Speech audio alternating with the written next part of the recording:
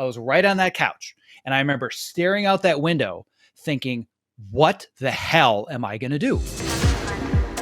Zack Arnold, ACE, is an award-winning film and television editor, documentary director, and creator of the Optimize Yourself program. Throughout his career, he found himself editing the biggest show on cable television, then the biggest show on broadcast TV, and even the biggest show in the world on the internet. But the toll those achievements took on his family, his physical health, and his mental well-being forced Zack to rethink his life. In this second of a two-part conversation, we'll hear what Zack did next, including his 4-year journey to become an American Ninja Warrior and what the lessons he's learned mean for all of us.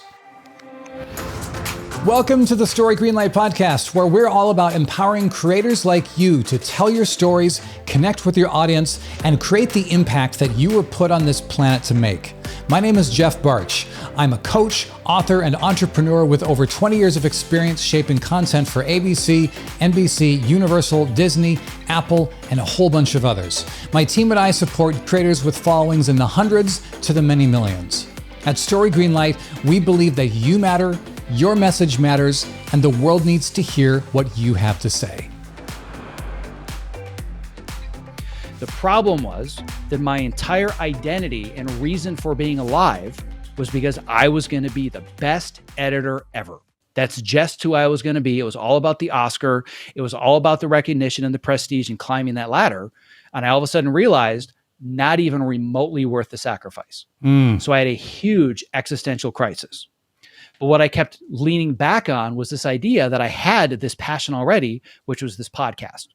The other thing that I was doing at the exact same time was I had, after 8 years, finally finished and had digital distribution for a documentary film that I was doing as a passion project that I had written and directed that was about the first quadriplegic to become a licensed scuba diver.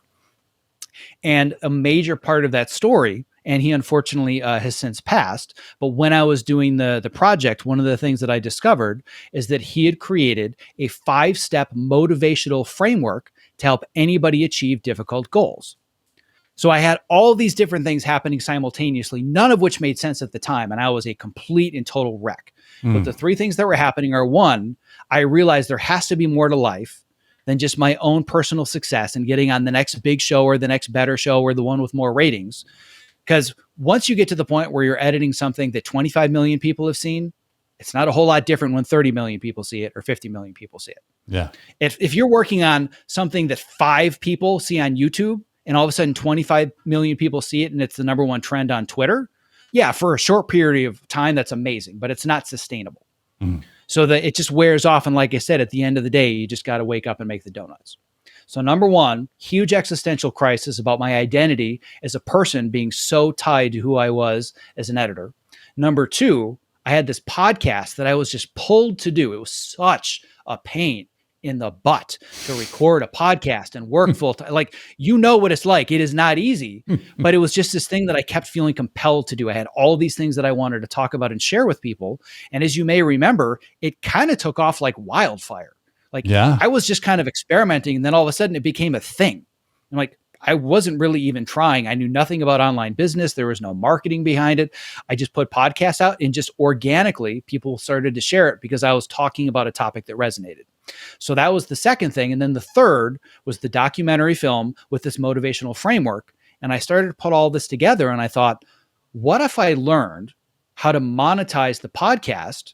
And I started building educational products that are a combination of the podcast and what I've learned about the mindset of achieving difficult goals, which at the time, none of it really made sense. But that was kind of those were the pieces that started to very slowly come together to form Optimize Yourself, and has now become this worldwide coaching and mentorship program where it is online resources, whether it's learning how to move more, be more active at your workstation, learning better time management, productivity strategies, or learning career development strategies, none of which have anything to do with fitness, which is why I went through the process of rebranding it so it could be much broader, but still designed specifically for creative professionals.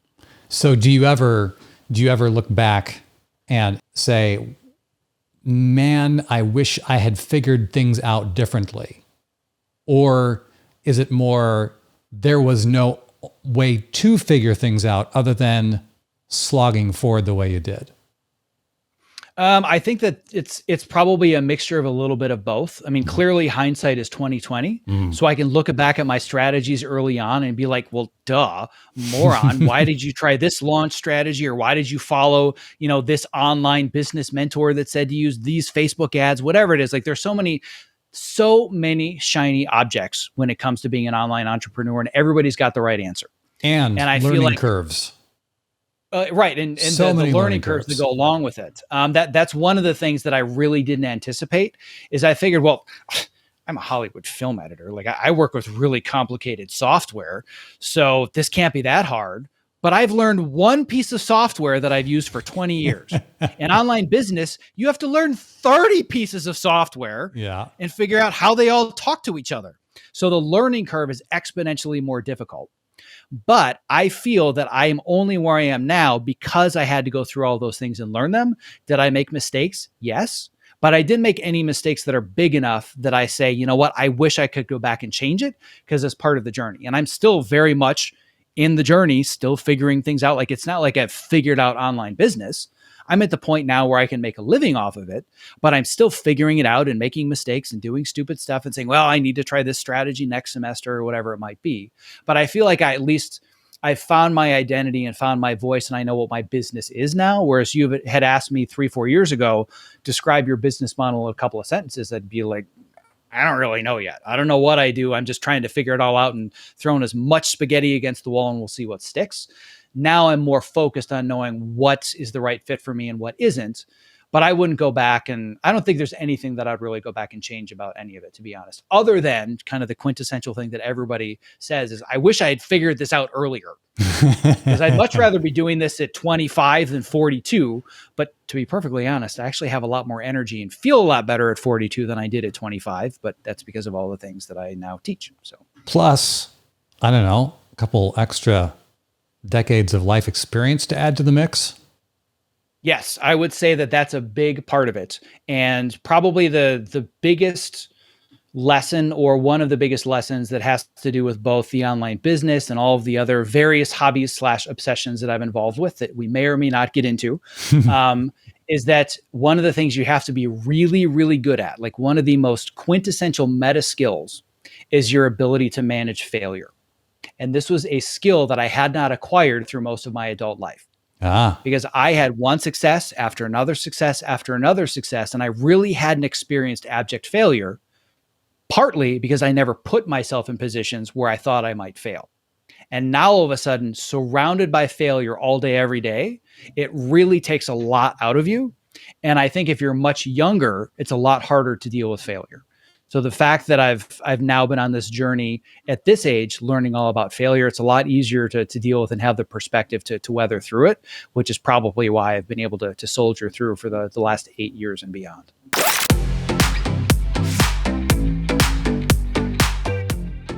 Why do you think it's harder to deal with failure when you're younger, as opposed to? I think it's I don't know the answer to this, but my suspicion is that when you're younger, you just expect things to happen at a certain time. And especially for those that are successful younger, they just expect it's always going to be that way. So you see this a lot with athletes, with actors, with, super young wonder kid directors, for example. Yeah. They'll sell their first movie at 21 years old and they'll win the awards. And then all of a sudden at 40, they're just a complete and total just failure as a human being, because they experienced one failure after all their success. And they just thought, well, I thought everything was going to be a success, and not only a success, but a bigger one, and then a bigger one, and then a bigger one. So the assumption is that the line of success is just kind of this gradual linear climb upwards, and it's really all over the place. And there's so many steps backwards and failures and learning lessons. And I just think the more that you've dealt with life in general, the more you're able to weather the things that are unexpected. But part of it, I think for me specifically, is that one of my strategies is I specifically put myself in positions over and over and over where I know I'm going to fail, just for the sake of getting better at failing and failing forwards. Josh Waitzkin wrote a book called The Art of Learning, where he talks about investment in loss. And that's exactly what you just described. I mean, this guy, Josh Waitzkin, he ended up, they they basically made the movie Searching for Bobby Fischer. It was his life as a kid, Grandmaster chess champion. And he ended up doing all sorts of other things, and he got into martial arts and world champion in that as well. Putting ourselves in a position where we know we will fail. Any examples come to mind for you? Oh, gee. I would say that probably the most obvious example may or may not be my now 4+ year pursuit of being on American Ninja Warrior and completing an American Ninja Warrior obstacle or two, which essentially the sport itself, independent of me, has essentially a 100% failure rate. It's like 99.999%. And you know that all too well because you live and breathe this show. Every single person signs up for that show knowing the chances are extremely high they're going to fail. Because I believe, I should know this because I was obsessed with the show at one time. I think there's 2 people that have actually been paid $1 million, and the rest of them have been the last ninja standing, but only 2 have actually met the requirements in 13 seasons. I think, well, why would anybody do something where they know that that's going to be the failure rate? Yeah. Right. So it has to be about the journey more than the destination, because you know you're going to fail as soon as you start. There are different degrees of failure. Like my level of failure is very different than Joe Moravsky's or Daniel Gill's. But all of us at some point experience complete and total failure, because the ultimate goal is you get up the rope on stage 4 in a specific amount of time, and you may or may not win $1 million by doing it. Yeah. Right. So it really is about putting yourself in a position where if it's not about the process and it's not about the side effects you get from setting the goal, then it's not worth it, because you already know that you're going to walk away being a failure, so to speak. So having reached the heights of success within the editing world, you start moving away from it. So what does that look like right now, and where are you going? Yeah. So what that looks like for me right now, it's still a little bit nebulous. I'm looking forward to having this conversation in 5 years and having a much clearer answer to it. But I'm in the middle of trying to figure out life like everybody else. And more slogging to be done. Yes, always. There's always more slogging to be done. But the clearest version is that I'm very confident and resolute in the fact that the rest of my career and the reason that I'm here on Earth is not to edit television or edit films. That's what it was for a long period of time. But what I realized is that what I'm doing in that case, and this is not a bad thing, by the way, it's just not a fit for me anymore, is that I'm helping other people tell their stories. I'm facilitating them achieving their dreams. So if we look at the 3 showrunners of Cobra Kai, they had an idea. Their idea was, what if we resurrected the Karate Kid and turned it into a TV series? The only reason that it exists is because of their idea. That's their project and their baby. Clearly, it wasn't their characters and it wasn't their world, but it is now. And I realized that there are stories that I want to tell, and there's an impact that I want to have on the world that doesn't include me helping to facilitate other people telling their stories. I want to be able to tell my own. And it doesn't mean that I just want to go out and make another TV show, but I want to be able to tell my own stories, whether it's in book form, whether it's in educational form in my coaching program, whether it's on a YouTube channel, or whether it's creating my own unscripted content, such that the only reason that that idea exists and was executed upon and impacted people positively is because the idea came from me, and I can share those stories in the way that I want to share them. So that's kind of the big picture realization that I've had over the last several years. Okay. What that looks like on a day-to-day level is that until a week and a half ago, and even this afternoon, I'm still a television editor. I just finished up season 5 of Cobra Kai, and I'm still kind of doing some of the cleanup work with mixes and score review, et cetera, et cetera. So it's not like I left it years ago, even though I had this epiphany years ago. I'm still balancing the transition between the two, but I'm now at a point where, and I've said this publicly, both to the people that work on the show, I've said it to my agent and otherwise, that I am retired from editing on any show that doesn't have the words Cobra or Kai in the title. But then, of course, the conversation came up. They're like, well, what about like if we did Cobra Kai Miami or Cobra Kai Vegas? I'm like, all right, now we're getting a little too cute, but you get the point. But I've had multiple really great opportunities that 5 years ago, I would have said, I can't even believe that I'm part of this conversation. Those opportunities have come to me, and it's an immediate and very polite and grateful, no, I'm sorry, I'm not available. because I know that it doesn't align with where I'm going next. And they're hard. There are some of them like, I cannot believe I'm not even going to take a meeting for this, because the me from 5 years ago would punch me in the face.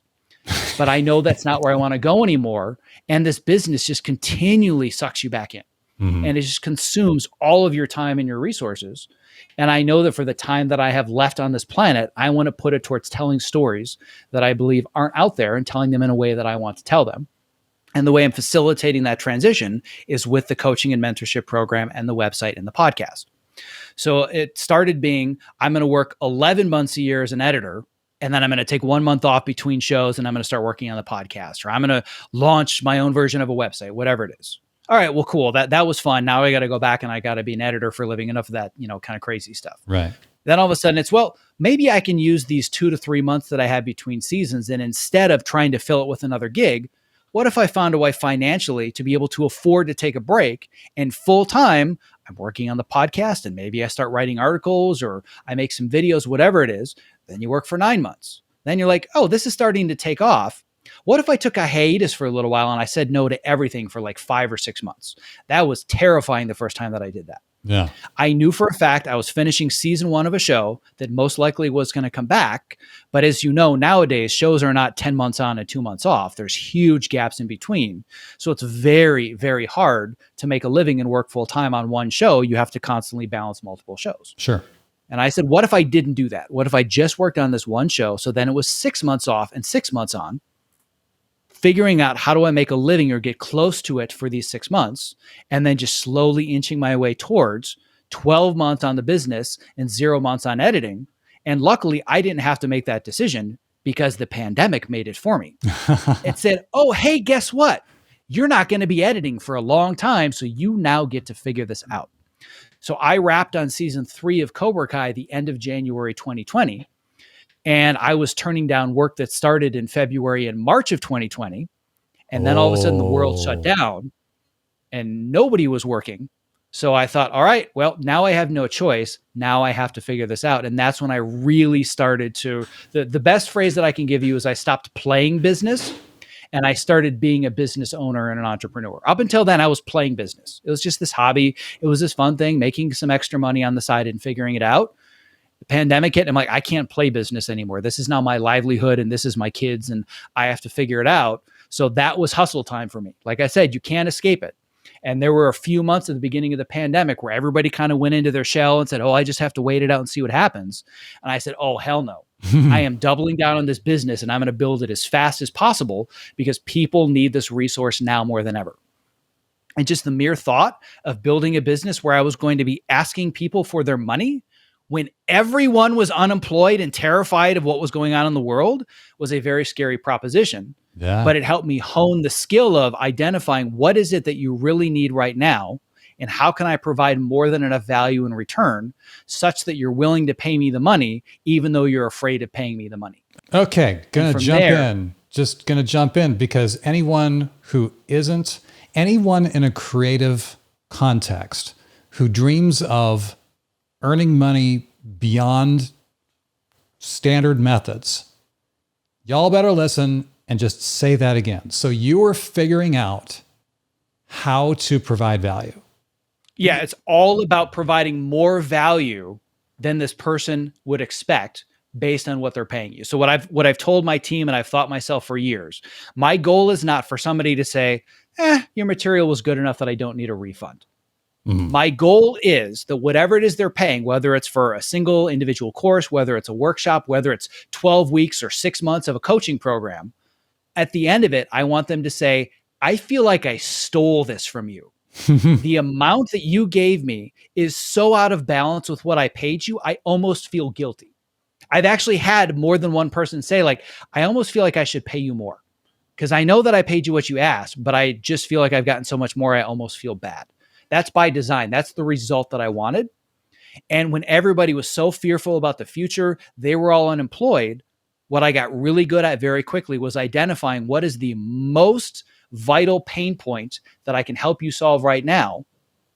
And what is the amount that you're willing to pay to solve that pain point despite all the present circumstances? And I figured out the perfect blend. And there was a lot of iterating with different prices and packages and whatnot, but I kind of found the sweet spot. And once I did that, essentially, if you can convince somebody that you are the solution to whatever problem is keeping them up at night, price kind of becomes a mere triviality. So what was that blend that you found? Yeah. So the blend that I found, or really let me start by the pain point. Okay. The pain point that I was able to tap into, which was somewhat sort of coincidence in that this is a pain point that I was really good at solving already, was people realizing that they didn't want to do anymore what they were doing, but they had no idea how to make a transition to do something different. And that either means very clearly, I'm in a job I don't want to do and I need help getting somewhere else, but I don't know how, or I actually like my job, but I hate the way that I'm doing it. I hate the hours, or I hate the lifestyle, or I hate what it's doing to my family, and I need to do the job differently, or I need to do a different job altogether. Okay. So I specialize in helping people navigate those career transitions or those lifestyle transitions. And the pandemic exacerbated that question for everybody on the planet. Everybody was forced to hit the pause button and say, what the hell am I doing with my life? I just happen to be the guy saying, I can help you answer that question. So that was kind of how all the pieces came together around the same time. Is I knew that was something I could help people with. And it went from, this seems like it could be useful someday. Right now I'm super busy. And I would get that in my surveys all the time. I constantly survey my audience, asking them, what can I help you with? Or, you didn't join this program, no hard feelings. What could I change about the program to get you to join it? And the most common answer I get is, love all the stuff. I think it's all great. I'm just too busy right now, and now isn't the right time. The pandemic removed the excuse of I'm busy, and it forced people to realize maybe now's the time for me to tackle this. So rather than me thinking, and I actually said this to a business coach I was working with, I said, I'm probably going to have to shut down my business because nobody's going to join a coaching program when they're unemployed in the middle of a pandemic. And he's like, I would say the opposite. There is a tremendous opportunity for you to tap into to help people navigate all of the fear of the unknown that they have, because that's what you do anyway. It's just this is a little bit different. And during the pandemic, when everybody was unemployed, I more than doubled the size of my business in 9 months for that one simple reason. I will tell you, I cannot count the number of times I've heard online entrepreneurs say the business just blew up when the world shut down. I've never seen life circumstances like that.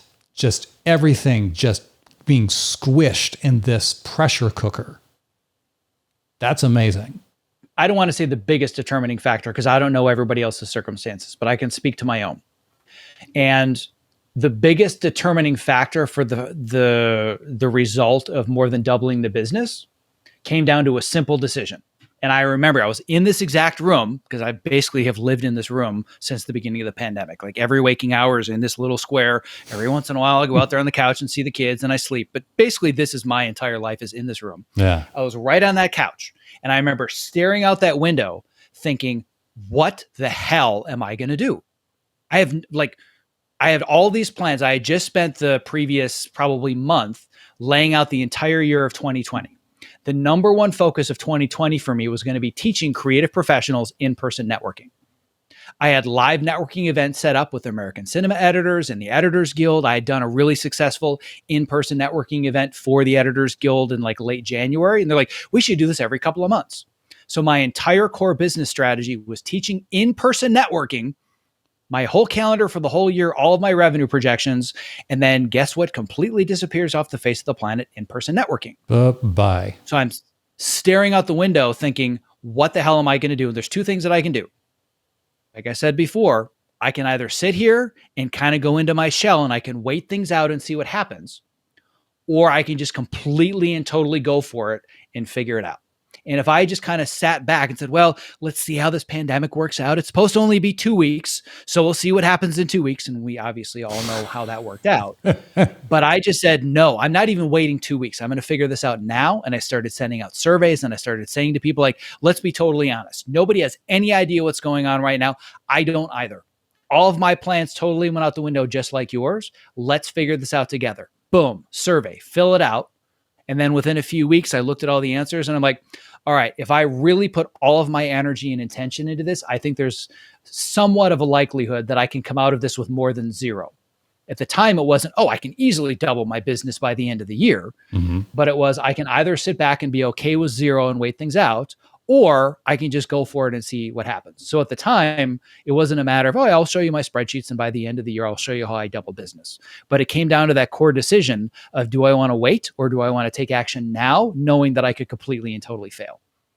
Man, oh man. And so it ends up going right back to where we talked about earlier about the willingness to fail. And that, like I said, that's a muscle that I've exercised and strengthened, especially through the whole American Ninja Warrior journey. If there's so many amazing positive side effects that have come from being a complete and total failure for the last 4 years in American Ninja Warrior.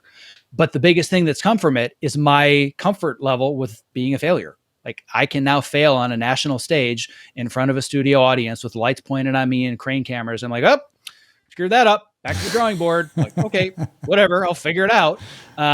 So it's so much easier for me to say, you know what, I'm going to try this new idea for a workshop or a course or whatever it is, knowing that it could completely and totally fail.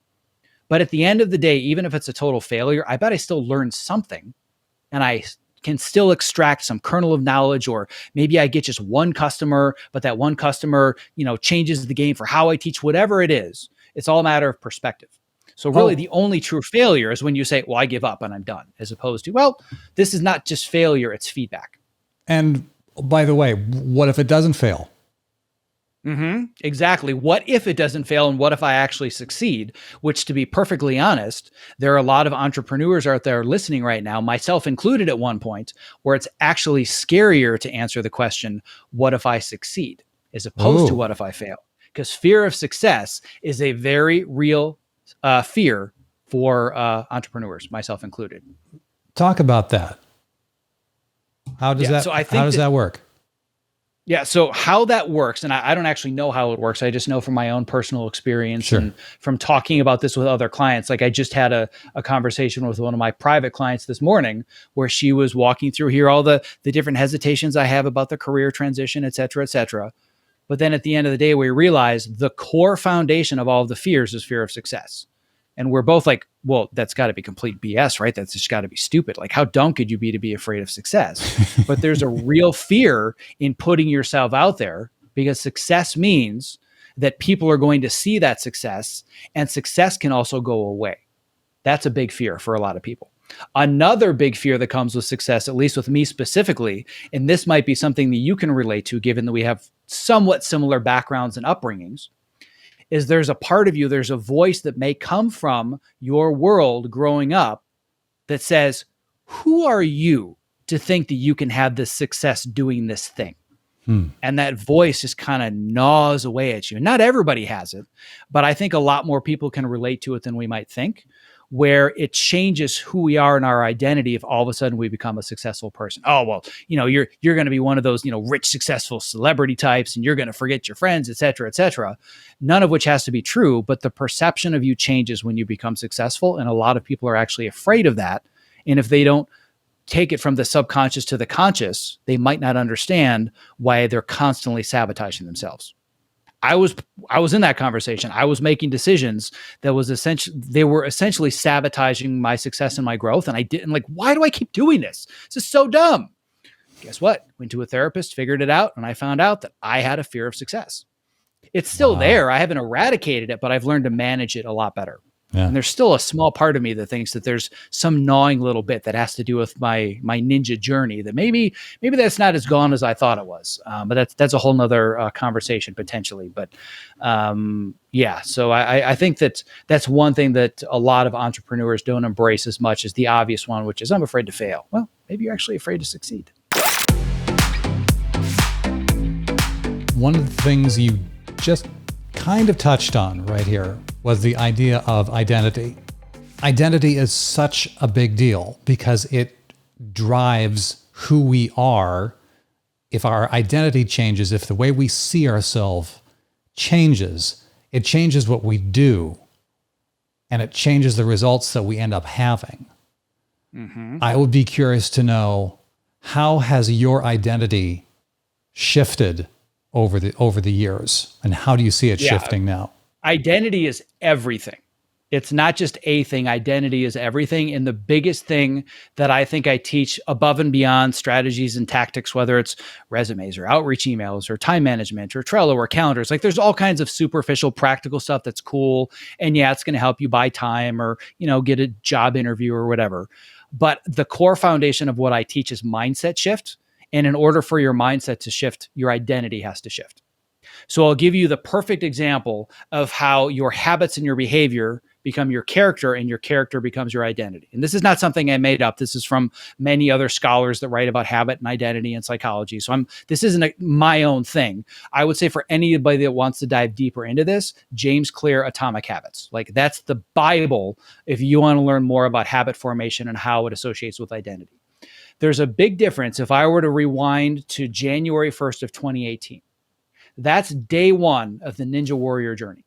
Okay. A week before, during the holidays, I sat down with my wife again in this room, because this is basically where I live my entire life. I sat her down in this room on this couch and I said, I've got a crazy idea. And her response was, okay, because I always have crazy ideas. So she wasn't surprised that I had a crazy idea. And I said, I think I want to become an American Ninja Warrior. And her response was, okay, cool. Yeah, I can see that. I'm like, that's it? I'm like, you realize this is like a big goal and this is going to take like training and I'm going to be off. And she's like, yeah, I know. That was it. The point being, at that time, my identity was, I am an exhausted, overweight, burned out film editor.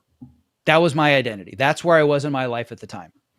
So that the image that I always share is that maybe, I don't know, a few months before that, I went through the worst period of professional and personal burnout I've ever been through.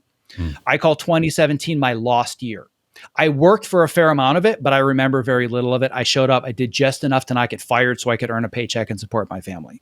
2017 was an unmitigated disaster for me as a human being. One of the images that I will remember to the end of time is sitting on my couch in my living room, watching American Ninja Warrior with a giant bowl on my fat stomach filled with a combination of popcorn and Oreos mixed together. Whoa. And I'm thinking to myself, you know what? I think I can do this. Like, how stupid was I, right? But I'm like, I see a vision in my mind that I can do this. I can't do it now, but I know myself, and I know that if I apply myself, I can do this someday. But that wasn't my identity. But once I shifted my identity from I'm a fat, overweight, burned out editor to I'm an editor that's training for American Ninja Warrior, and now I am an American Ninja Warrior, which, as a side note, is still very uncomfortable for me to say, and I have a hard time believing it. But I'm learning to accept it despite the, my previous circumstances on the show itself.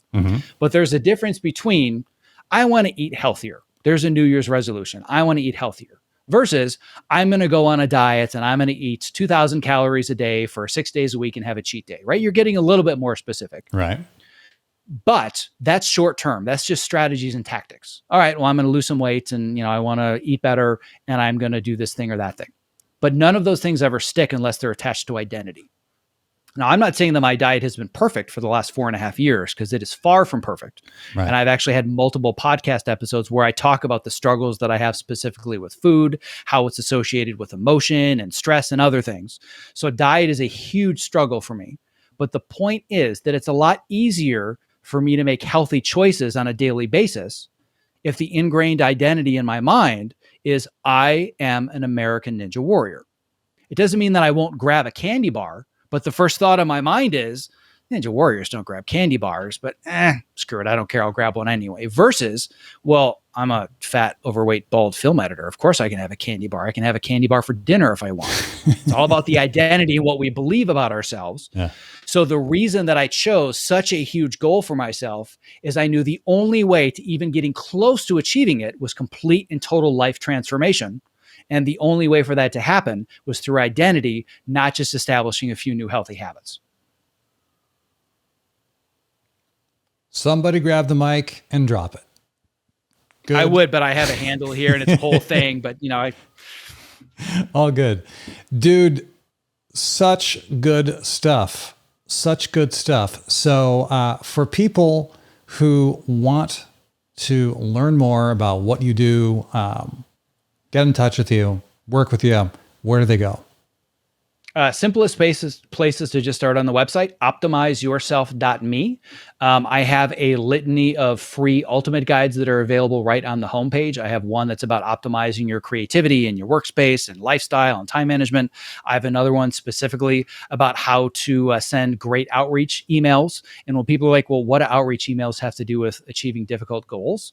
If I didn't know how to network with people, I wouldn't surround myself with some of the best athletes and ninjas in the entire industry to become my mentors. And so a part of achieving I will tell you, if I'm just going to break in, having very specific insider knowledge on this show, Zack is not exaggerating. I mean, he's literally hanging out with people who are plastered on the sides of semi trucks that drive across the country. I'm totally willing to share that. So none of this is behind the scenes because it's been shared on social media. But my two ninja trainers are Tony Horton, the guy that created the entire P90X series of exercise programs and has sold more home fitness programs than anybody ever in history. Mm-hmm. And my ninja specific trainer is Jesse Graff, who's literally on the trucks and on the billboard, the 50-foot billboards on set.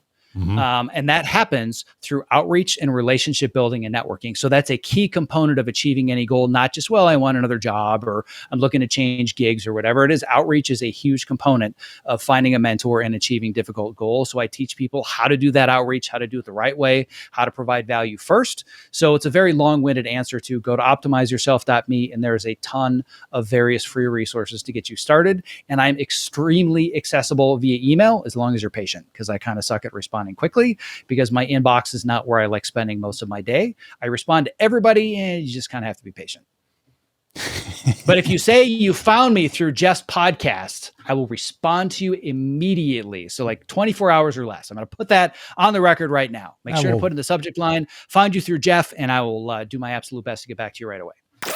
If you enjoy conversations like these, then consider joining us in the Green Room, our private community here at Story Greenlight. It's all about helping you unlock the next level of impact in your content and in yourself.